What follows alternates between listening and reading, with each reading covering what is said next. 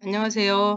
오늘은 중장년을 위협하는 심장병 예방을 위한 3가지 습관에 대해서 같이 나눠보고자 합니다. 중장년 하면 저번에 얘기했듯이 베이비 부버 시대를 말하는 거잖아요. 그런데 이 시기는 건강에 대한 여러 가지 위협을 많이 느끼는 그런 나이죠. 건강하던 40대 후반까지 괜찮은데 50이 넘어가면서부터 이상한 증세들이 많이 나타나잖아요, 몸에서. 그래서 국내 심장병 환자 수는 2013년부터 가파르게 증가를 해서 지난 2017년 145만 명에 달한 것으로 나타났습니다. 국민 10명 중에 3명이 심장병을 앓고 있는 것이죠. 그런데 주목할 점은 심장병의 절반 이상이 40대 후반에 나타났다는 것입니다. 이거는 건강보험심사평가원 자료에 의한 것이고요. 이는 심장병이 노화와 더불어 바르지 못한 생활습관과 식생활이 축적되며 나타나는 병임을 뜻합니다. 노화가 되는 시기가 40대 후반, 50대에 들어설면서부터 눈이라든지 관절, 그 다음에 허리, 그리고 치아, 여러 가지 노화 현상이 나타나기 시작하잖아요. 또 생활 식습관에 따라서도 굉장히 심각한 병을 일으킬 수 있는 그런 내용들이 많은데요. 심장을 건강하게 유지하는 방법 3가지를 알아보려고 해요. 첫 번째, 양파 섭취, 혈관 내부 지방 축적을 막아준다입니다. 양파를 많이 섭취하면 혈관에 있는 내부 지방이 축적되는 것을 막아준다고 하는데요. 혈관은 수도관처럼 생겨서 수도관 안에 물이 흐르듯이 흘러야 되는데 오랜 세월이 지나면 이 수도관도 녹이 슬어서 그 물 통로가 좁아지잖아요. 그것처럼 사람도 똑같은 것 같아요. 혈관이 어렸을 적에는 건강할 때는 이렇게 넓어서 콜콜콜 잘 흐르던 피들이 이제 나이가 먹어가면서 여러 가지 남성들 같은 경우는 술, 담배라든지 또는 고기라든지 이런 것들을 섭취를 많이 하다 보면 혈관에 좋지 않은 것들이 쌓여서 혈관 내부가 좁아지잖아요. 여성들도 마찬가지고요. 근데 이렇게 양파를 많이 섭취해주면 좋다고 그래요. 심장병을 예방하려면 양파를 먹는 게 도움이 된다. 양파의 알싸한 맛을 내는 알리신은 몸속 염증을 줄이고 껍질에 많은 케르세틴은 혈관 내부에 지방이 쌓이는 것을 막는다.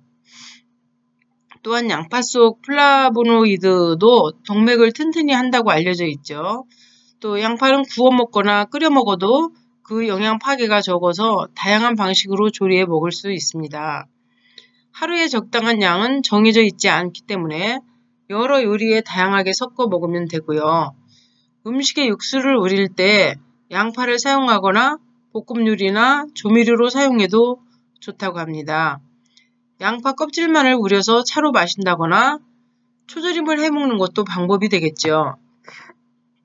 양파를 조리할 때는 썰어서 바로 이용하지 말고 공기에 15분 내지 30분 정도 두어서 산소와 함께 신진대사를 돕는 효소를 많이 만들 수 있도록 하는 것이 좋다고 합니다.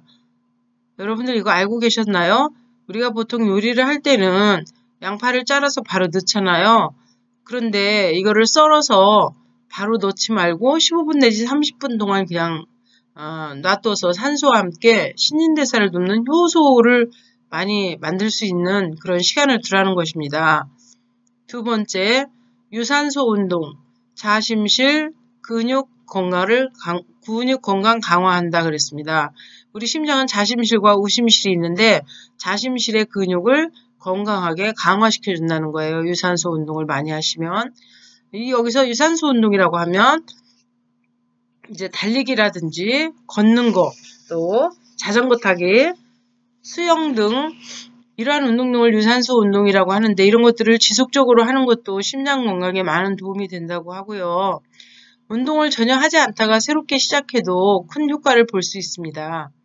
운동을 해본 적 없는 평균 54세 중년 남자와 여자에게 2년간 유산소 운동을 하게 했다고 합니다. 그 결과 운동 중에 최대 산소 흡수력이 18%가 높아지고요. 좌심실 근육의 움직임이 25% 이상 활발해져서 심장이 건강해졌다는 연구 결과가 나왔다고 합니다.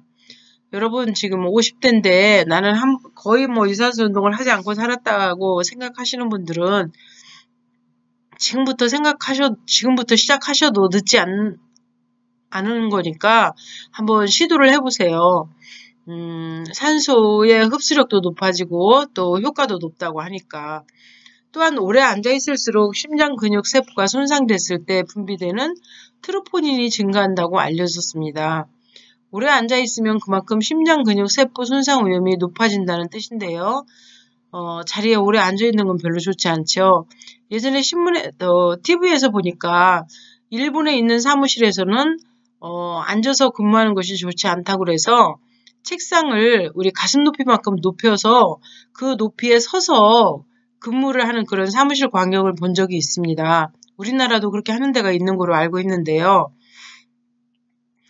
하루 종일 앉아있는 건 그다지 건강에 좋지 않다고 하니까 앉아서 사무를 보시거나 직장에 다니시는 분들은, 직장에 나가서 앉아서 하시는 분들은 자주자주 일어서서 운동을 해주시는 게 좋을 것 같고요. 따라서 일주일에 4회에서 5회에 적당한 유산소 운동을 하는 것이 좋습니다. 요가나 스트레칭은 효과가 거의 없고요. 아까 말씀드렸던 달리기나 걷기, 자전거 타기, 수영 이러한 유산소 운동이 굉장히 효과가 좋다고 합니다. 제가 감기 들려서 코가 좀 맹맹한데요. 죄송합니다. 이해하고 들어주시면 감사하겠습니다. 자, 마지막 세 번째는 입속 세균 제거하는 것도 중요하다. 심장병을 예방하는데 입속에 있는 세균을 제거해야 한다고 해요. 심장 건강을 위해서는 치아 관리에도 힘써야 한다. 치주질환과 심혈관계 질환은 서로 연관되어 있는데 치주질환을 일으키는 진지발리스균은 잇몸의 상처를 통해서 혈관으로 흘러들어간다고 해요. 그래서 심장까지 도달하게 되면 세균성 심장질환을 유발할 수 있다고 알려져 있고요. 실제로 각종 만성질환 여부에 상관없이 2개 이상의 치아를 잃은 중년은 치아 손실이 없는 사람에 비해서 심혈관 질환 위험이 23%나 증가했다는 연구도 나왔다고 합니다. 따라서 치아와 잇몸을 보호하기 위해서 올바르게 칫솔질하는 것이 필요한데요. 칫솔질은 잇몸을 마사지하듯이 칫솔을 치아와 잇몸 사이에 45도 각도로 놓고 동그란 모양을 그리면서 부드럽게 움직여주는 게 좋다고 합니다. 중요한 내용 같아서 다시 한번 말씀드릴게요. 칫솔질은 잇몸을 마사지하듯이 칫솔을 치아와 잇몸 사이에 45도 각도로 놓고 동그란 모양을 그리며 부드럽게 움직여주는 게 좋다고 합니다. 여러분들 다 아시겠지만 우리가 양치를 할 때 이 치아도 칫솔로 문질러줘야 치아가 아니라 잇몸도 칫솔질을 해주면 잇몸이 튼튼해진다고 합니다. 그래서 칫솔질을 하면서 잇몸도 튼튼하게 하기 위해서 칫솔로 마사지를 해주라는 것입니다. 치아와 치아 틈새는 칫솔질로 세균을 털어내기 어렵지만 치간 칫솔이나 치실을 사용하면 대부분 제거할 수 있습니다. 원래 젊은 사람들은 치간 칫솔보다는 치과에 가니까 치실을 많이 쓰라고 하고요. 나이 드신 50대 중년 이후는 치간 칫솔을 쓰면 좋다고 합니다. 그래서 이빨과 이빨 사이에 끼어 있는 그 찌꺼기를 깨끗이 빼주면 잇몸도 튼튼해지고 치아도 건강해진다고 하니까요.